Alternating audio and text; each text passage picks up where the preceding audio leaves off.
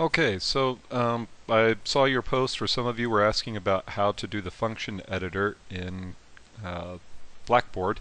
So I want to do a quick video to show you that. Right now I'm in Unit 1 Problems and Solutions. Going to hit reply to open a new post, and since I'm not going to save this post, I'm not going to rename it anything, but several of you mentioned seeing this little button right here, the Launch Math Editor, the f of x. So I'm going to click on that, and that opens an equation editor. Now, you should have this little screen up above that has all these little templates, and if you click on these tabs, they have all sorts of different symbols, some of which we will never use in this class, but it covers a whole wide range of mathematical ideas. The General tab is, and the next one over, are the two I use the most, because the General tab has the multiplication C dot in it. The General tab has just about everything else. So if I wanted to give the equation for a circle, I'm going to click down here in the editing space and say x equals, and then I'm going to click on a square root and then a match set of parentheses, and then I'm going to say x minus x, and I want to do a sub 1 for my point, so I click on this square that has the little subscript box, and that's where I'm going to put in my 1. Oh, actually, we're doing circles, aren't we? My bad. Let's just go x minus j. Now, if I wanted to be real specific again, I could say, okay, we're talking about a specific j point, j sub 1. I know that this difference is squared, so I'm going to use the subscript button here and enter a 2. And now if I just push the right arrow key, and I can continue on, and I'm just going to do the same thing again. I'm going to use a match set of parentheses, and now I'll say y minus k, and I'm going to say sub 1, hit the right arrow a couple of times, use a superscript, and hit the 2. And that's really all there is to it. If I want to do multiple equations, I hit enter. We can put in fractions. Okay, if we want to, I could put fractions in fractions. So while I was in the numerator of one fraction, I just hit the fraction button again.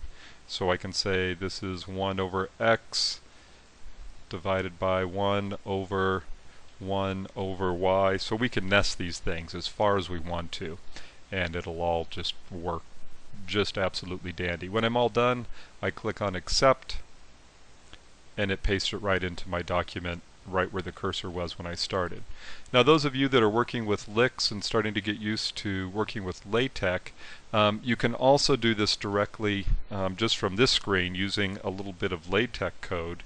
And the way you start a LaTeX line is I use two dollar signs, and then I start my formula. I'm going to redo the circle formula here. So I'm going to say x equals, and then I want to do a square root, so I do a backslash sqrt. That tells LaTeX that I want a square root, and then a curly brace, because this says what's going to go inside the square root.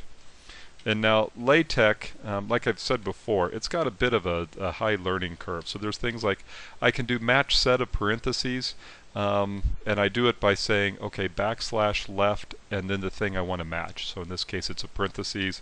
I also could use a bracket. I could use the curly braces. I could use the vertical bar for absolute value.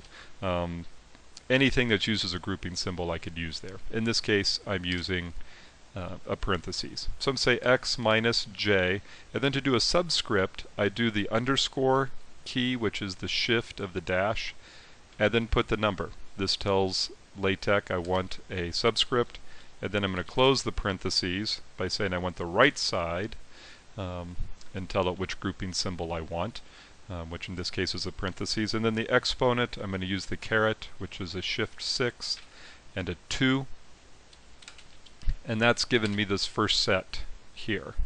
And now I'm going to continue on, going to do the same thing again.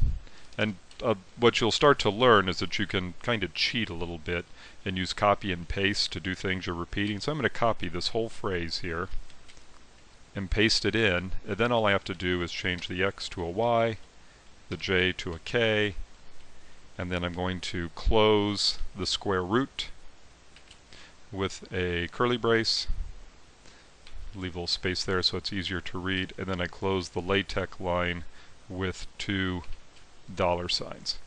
Now, when I look at this, I'm going to save a draft. Thought I was going to save a draft.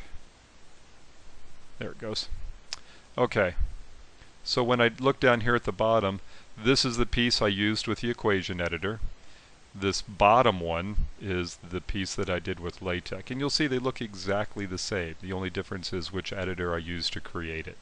I tend to use a lot of LaTeX when I'm doing this, just because I know those commands. I've used them long enough. It's pretty natural. If you want to use that little template editor that we started with, that works fine too. So whatever's comfortable for you. If you have more questions on how this works, please post a message, send me a line, let me know what's going on, and we'll work on it from there so that everybody can be making their equations, making their posts look really nice with all the math features. So good luck, and look forward to hearing from you.